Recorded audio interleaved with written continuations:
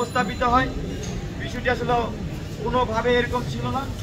এখানে আমাদের যে জুলাই অভ্যুত্থানের শক্তির কথা আমরা বলছি, সেই জুলাই অভ্যুত্থানের অংশগ্রহণকারী সকল স্টেক হোল্ডারদেরকে নিয়ে আমরা আমাদের কেন্দ্রীয় নির্বাহী কমিটিকে আমরা তৈরি করেছিলাম।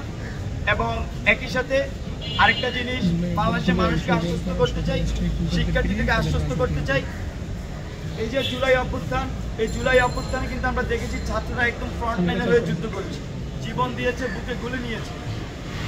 একই সাথে এটা সত্য, জুলাই অভ্যুত্থান পরবর্তী বাস্তবতায় আমরা যে রাজনৈতিক বন্দোবস্তের কথা বলছি, সেই রাজনৈতিক বন্দোবস্ত যারা শিক্ষার্থী তাদের হয়তো 2 থেকে 5% জাতীয় রাজনীতি করার সুযোগ থাকবে। আর অন্যদিকে বাকি যে 95% যারা আমরা শিক্ষার্থী হিসেবে রয়ে গেছি, তারা কিন্তু আসলে জাতীয় রাজনীতিতে প্রবেশ করার কোনো সুযোগ নেই। সেক্ষেত্রে আমরা মনে করছি এই যে বৃহৎ রাজনৈতিক জনগোষ্ঠী, তাদেরকে আসলে রাজনৈতিকভাবে টিকে থাকার জন্য আর বাংলাদেশে যাতে কখনোই ফ্যাসিবাদ না আসতে পারে, বাংলাদেশের শিক্ষার্থীরা যাতে তাদের যে মত প্রকাশ, শুধু শিক্ষার্থীরা না, পুরো দেশের মানুষ যাতে তাদের মত প্রকাশ থেকে শুরু করে সকল ধরনের স্বাধীনতা চর্চা করতে পারে। একই সাথে শিক্ষাঙ্গনগুলো যেন কারিগরি ভিত্তিক এবং গবেষণা ভিত্তিক হয়।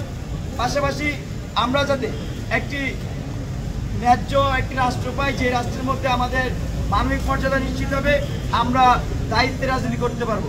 আমরা মনে করছি যে এই যে বৃহৎ ছাত্রদের মধ্যে রাজনৈতিক জনগোষ্ঠী, তাদের এই নতুন ছাত্র সংগঠনে অংশগ্রহণ করার সুযোগ আছে। এবং সারা দেশবাসীর প্রতি আহ্বান থাকবে, আপনাদের যারা শিক্ষার্থী তাদের প্রতি আহ্বান থাকবে, আমাদের এই বাংলাদেশ গণতান্ত্রিক যে ছাত্র সংসদ জুলাই অভ্যুত্থানের শক্তি থেকে আগত, আমাদের সাথে আপনারা থাকবেন। এবং আমরা কাজের মধ্যে দিয়ে আমরা নিজেদেরকে প্রমাণ করতে চাই। আমরা ইতিমধ্যে আপনার সামনে যাদেরকে দেখছেন, ইতিমধ্যে আমরা জুলাই অভ্যুত্থান নিজেদেরকে, এই জুলাই অভ্যুত্থানকারী পরে ছাত্র রাজনীতিতে ছাত্রদের মধ্যে যে নতুন আকাঙ্ক্ষা তৈরি হয়েছে, সেই আকাঙ্ক্ষার প্রতিফলনের জন্য আমরা জুলাইয়ের নেতৃত্বদানকারী শিক্ষার্থীরা একটি নতুন ছাত্র সংগঠন নিয়ে আবির্ভূত হয়েছি। তারই পরিপ্রেক্ষিতে গতকাল আমাদের আত্মপ্রকাশের দিন ছিল, কিন্তু আপনারা দেখেছেন যে গতকাল কিছু অনাকাঙ্ক্ষিত ঘটনার কারণে আজকে এই বিষয়টি সামনে চলে এসেছে।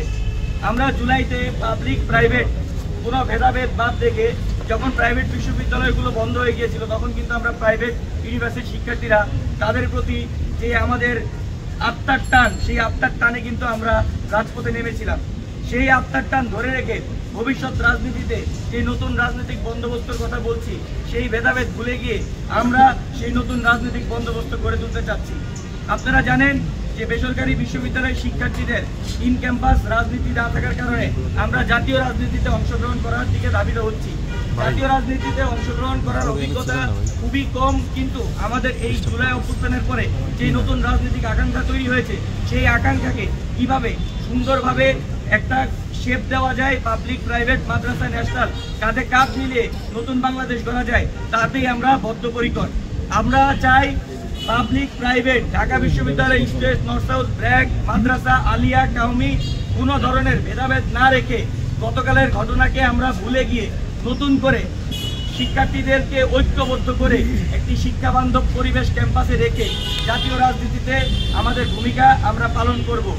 এবং যে কেন্দ্রীয় আহ্বায়ক কমিটি, সেই কেন্দ্রীয় আহ্বায়ক কমিটিতে আপনারা দেখেছেন গতকাল গেরিট ফার্স্টের নাম ঘোষণা করা হয়েছিল, কিন্তু পরবর্তীতে তিনি তার ব্যক্তিগত কারণ দেখিয়ে তিনি এই পদ থেকে অব্যাহতি নিয়েছেন।